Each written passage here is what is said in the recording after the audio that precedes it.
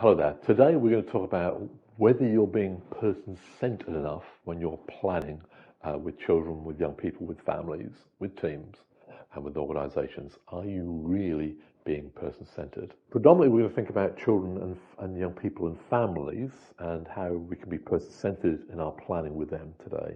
So here's a bit of a checklist for you, a bit of a checklist to think about.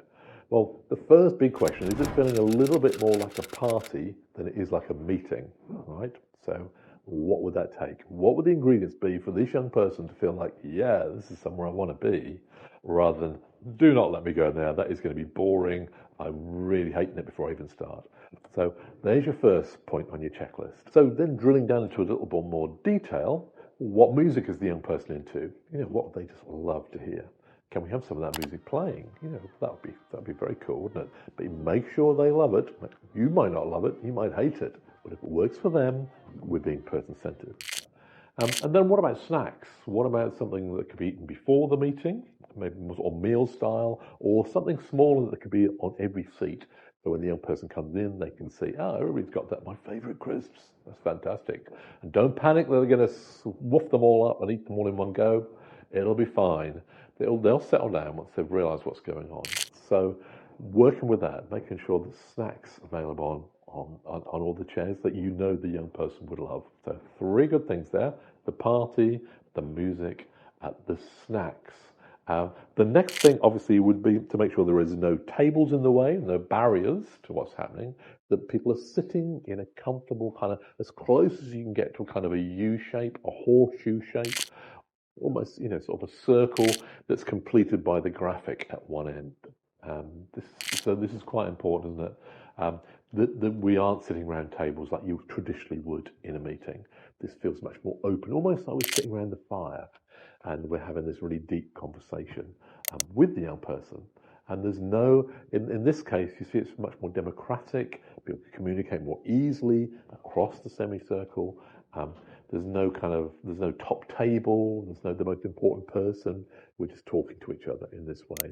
And everybody can visually reference what's on the big graphic on the wall. So very powerful. Again, a marker if you're being person-centered, that it doesn't feel hierarchical and it's not around a table. So all very, very important stuff here. And of course, who's in the room with the young person is also quite important. That enables them, and here's the key word, to feel comfortable. Comfortable. They need to be comfortable if we're being person-centered in our work with them. So think about this. What makes them comfortable. Maybe they've got to have something to hold, that's something they can kind of squidge. Maybe they have a particular favorite cushion. They just really got to hug this cushion. If they don't have the cushions to hug, they're all over the place. So go with it. Favorite toy it might be, whatever it might be, just go with it. Okay, so go with it to enable them to feel more comfortable. The snacks and the music are going to help you. The absence of tables will help you. But the other really important ingredient, and it is the next point on the checklist, is who is in the room with the young person and who's next to them. Because if the right people are either side of them, they are much more likely to be much, much more comfortable and bring their best. Now, I'm not talking about the head of year. I'm not talking about the class teacher being right next to them. I'm thinking now about natural supports. People just naturally occurring in their lives. They probably love them, and that person probably loves them. There may be more than one of them. They are the people we want to really wrap around the young person when we're being person-centered. This also will include friends, really, really good friends. So we're talking here about family, immediate family, extended family, and friends and mates. Even maybe just some people who wouldn't even just think they were a mate of the young person, but they spend quite a bit of time with them. The young person likes them, feels safe around them, and has actually asked for them to be present.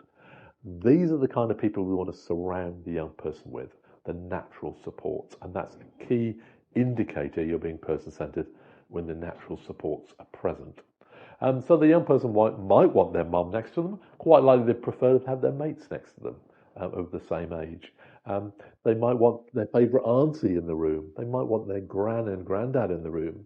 If they're around, they might want that lady who lives opposite, across the road to them. You would usually never get invited to such a meeting, but because we're being person-centered, the lady across the road, Auntie June we call her, she gets to be across the road in the room with us. She's part of this lovely planning meeting. So all these are essential ingredients to be person-centered planning, and the bottom line is to say that the young person is feeling comfortable. On the wall, we have a large visual graphic, and we're going to be going through the steps of either the path process or the map process or what other person-centered planning process you're using. It will be bright and colourful, and this is key on your checklist if you're really being person-centered. And the young person's comfortable with it. If they really don't like certain colours, those colours are not going to be used.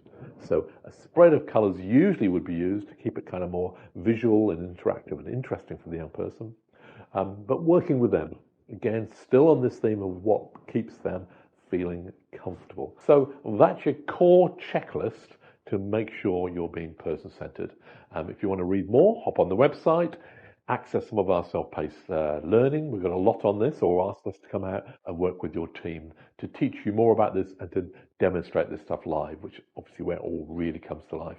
If you've liked this video, give us a like. If you want to subscribe, obviously, just you know what to do. Just subscribe to Inclusive Solutions, our channel, and we're putting stuff up regularly. So we're more than happy to feed you with that. Thank you very much. I've been Colin Newton from Inclusive Solutions. Been a pleasure talking to you. Thank you.